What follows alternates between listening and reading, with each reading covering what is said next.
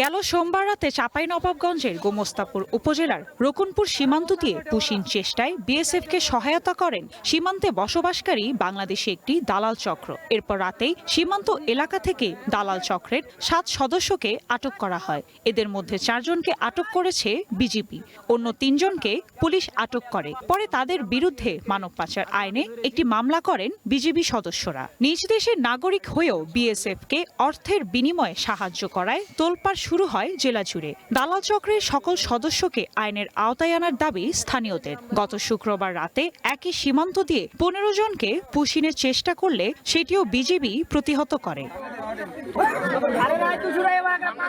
এর আগে গত 3 জুন রাতে গোমস্তাপুর উপজেলার বাঙ্গাবাড়ি সীমান্ত দিয়ে 28 জনকে পুশিনের চেষ্টা চালায় বিজিবি। নোম্যান্স ল্যান্ডে 2 দিন অবস্থানের পর ওই 28 জনকে ফিরিয়ে নেয় বিএসএফ। দুই দেশের মধ্যে যারা চোরাকারবারি দালাল চক্র আছে তাদের নেতৃত্বেই এই সব পুশিংগুলো হচ্ছে। পুশিং করার জন্য তারা তৎপরতা রয়েছে এবং টাকার বিনিময়ে তারা এই কাজটি করতেছে। দৃষ্টান্তমূলক শাস্তির ব্যবস্থা করে এদেরকে নির্মূল করা সম্ভব।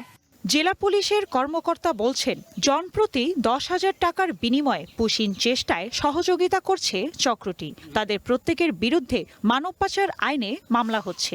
তাদের বিরুদ্ধে এখন মামলা রুজু হবে, কার্যক্রম চলমান আছে। উপরি ইনকাম হিসেবে যেহেতু একটা সুযোগ পেয়েছে, সেই হিসেবে বিএসএফ এর সঙ্গে যোগাযোগ রেখে তারা বাংলাদেশের অভ্যন্তরে কিভাবে গোপনে পুশিনকৃত যে নারী পুরুষ বা বাচ্চা আছে তাদেরকে কিভাবে বাংলাদেশের অভ্যন্তরে আনা যায় অনৈতিক সুবিধার বিনিময়ে। বিজিবি বলছে, পুশিনের চেষ্টা রুখে দিতে রাত দিন কাজ করছেন তারা। বাড়ানো হয়েছে গোয়েন্দা নজরদারি, অপরাধীদের ছাড় দেওয়া হবে না। বিজিবির প্রতিটা সারা বাংলাদেশেরই আমাদের সীমানায় আমরা সতর্ক অবস্থানে আছি।